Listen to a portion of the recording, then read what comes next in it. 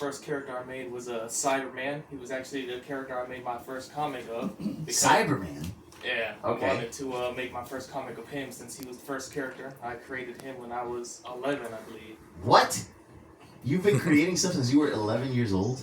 Yeah, that's when Wow. it originally started. Oh my goodness. Sweet. And how old are you now? 19. Oh my goodness, we got a young man in the house. I think we're old, Leo. We're getting old. Leo, didn't you used to do this too? I do voice acting, but Ah. well, I know how to draw, but the mostly I do is voice action. So tell me, how does Cyberman start? What happened? Well, originally, when I first made him, I rewrote him I believe 3 times over the years, so he's had a few changes. And he was inspired by Iron Man and the techno-based heroes because I was a lot more into sci-fi as a kid. Okay. So I wanted to go the whole rich billionaire route, but since that's a bit of a big trope, I wanted to subvert it a bit. So instead of him just being born into richness, which is like a blessing to some, it's like a curse to him because in his story, his mom is basically a mafia boss using the richness, and she's trying to essentially groom him into a little mafioso. So he's rebelling against that. Wow, that is so cool. By the way, where is there a place where people can find your comic books? I put them in a few stores. Some of them have sold out, but they usually try and keep them restocked whenever they do. And so the couple are West Orange Comics and Video Games. And there's Blackbird Comics and Coffee House in Maitland. There's a Crumbs World Comics and Collectibles in Winter Garden or Winter Park. I can't forget which one. There's Funny Faces Comics. I think that was a little while ago. But it was a little far out. Acme Comics. Acme Comics? Yes. Yeah, That's a big one, boy. it's real big. They got the whole plaza. So yeah, I think those are the main ones that first come to mind. How did you get the opportunity to start publishing to these folks? How does that? What's the path to that? You grab a story like Cyberman, you make it up, you write it, you're enjoying it, you're just having fun. How do you go from that to finding a place to you sell it, right? I'm imagining you sell this stuff.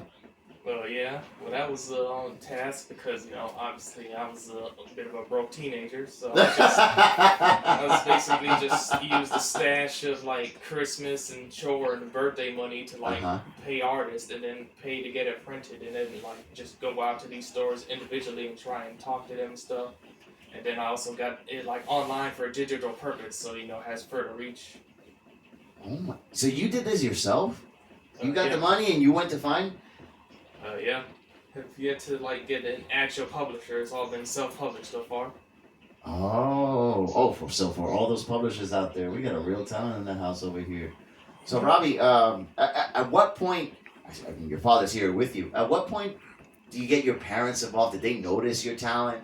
How does that collaboration start? I don't even remember because he's just been around for so long. When it started, I think it may have been when I was a teenager. Since You're still a teenager, Robbie. What are you talking about? when I became a teenager. Oh, okay. So at 13, gotcha.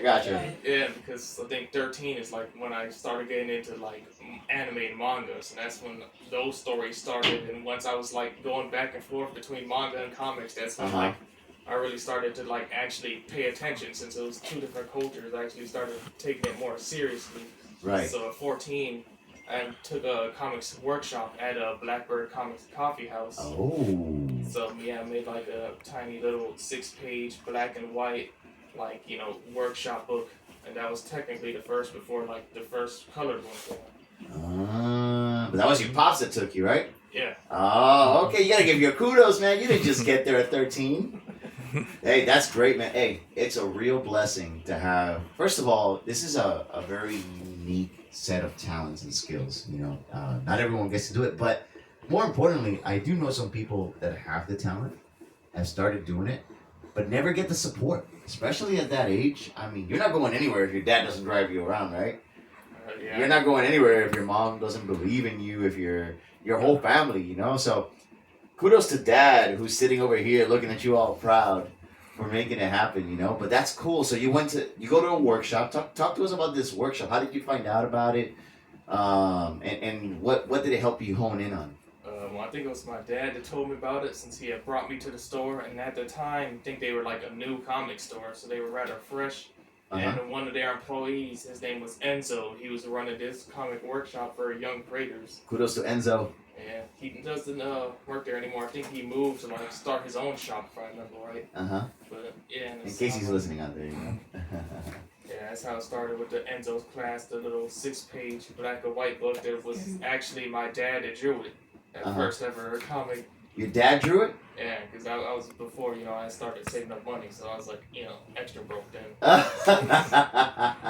So that's where you get your drawing talent from. But, oh, no, I don't draw. I'm only You got it writer. from your dad. Oh, you don't draw at all? No. Oh. I traced a couple things in the past, and he for some reason thought I drew those tracings, so he thought I could draw. He's always like, why don't you hone in on your drawing skills? And I was like, those weren't drawings, those were traced. I traced over those. Oh, okay. So your thing is writing, storytelling. That's where that's your passion. That's what you excel at. Yeah. Have you tried other avenues in the arts? By other avenues, what do you mean? Like different types of comic genres, or like different types of like non-comic things? Well, tell me what you've tried. I'll hear it all.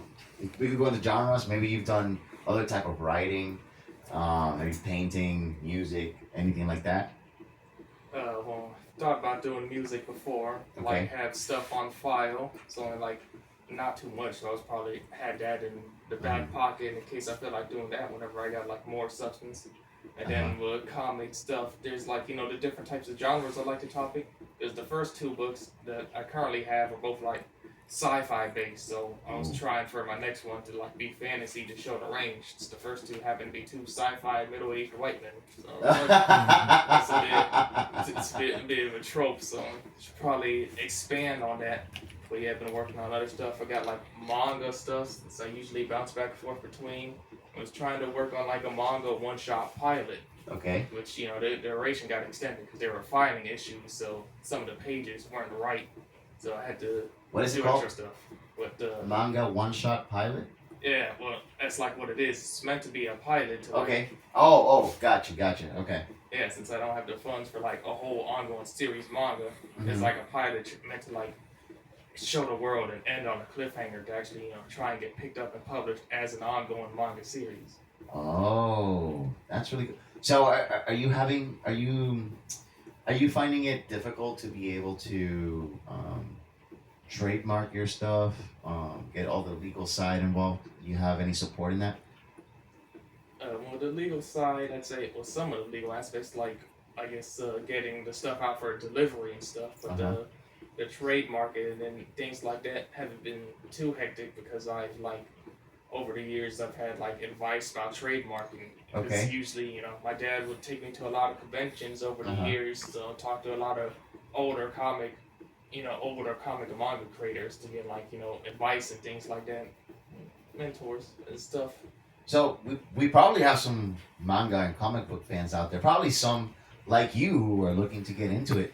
What is it? What is something they should do in order to protect their creativity? That I imagine you're already doing since you're already selling it.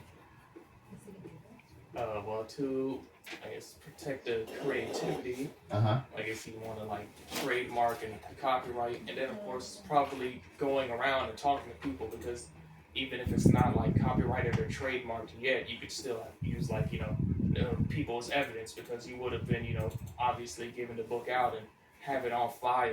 The files have the dates where you made them. The people would have seen you giving it to them.